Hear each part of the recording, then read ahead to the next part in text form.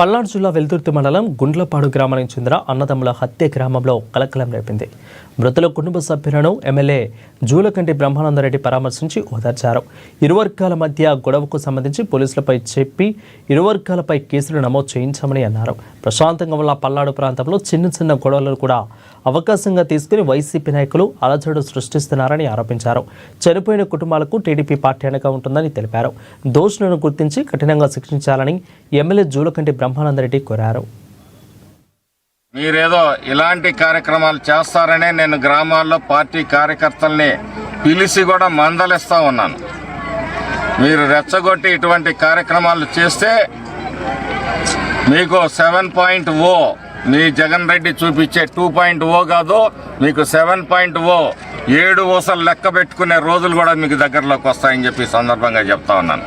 పల్నాడు ప్రశాంతంగా ఉంది. ఈరోజు ప్రశాంతంగా ఉన్న పల్నాడులో చిన్న చిన్న సంఘటనలు కూడా రెచ్చగొట్టి ఆ రోజు పశువేమల్లో ఒక కుటుంబం మధ్య హత్యలు జరిగితే మేము ఎక్కడా కానీ మొదటి దాడి జరిగింది కానీ రెండవ దాడి జరిగింది అనే విషయంలో హాస్పిటల్లో పరామర్శించాను తప్పితే నువ్వు వెళ్ళి అక్కడ శవరాజకీయాలు చేసే ప్రయత్నం చేసావు పిన్నెల రామకృష్ణారెడ్డి. ఈరోజు దీని వెనక ఎవరున్నారు ఏంటనేది ఖచ్చితంగా తేలుస్తాము. తేల్చి మీ అందరినీ కూడా 7 ఊసలు లెక్క పెట్టే పరిస్థితులు తీసుకొని వస్తామని చెప్పేసి సందర్భంగా చెప్తా ఉన్నాను. మీరేదో ఇలాంటి కార్యక్రమాలు చేస్తారనే నేను గ్రామాల్లో పార్టీ కార్యకర్తల్ని పిలిచి కూడా మందలిస్తా ఉన్నాను.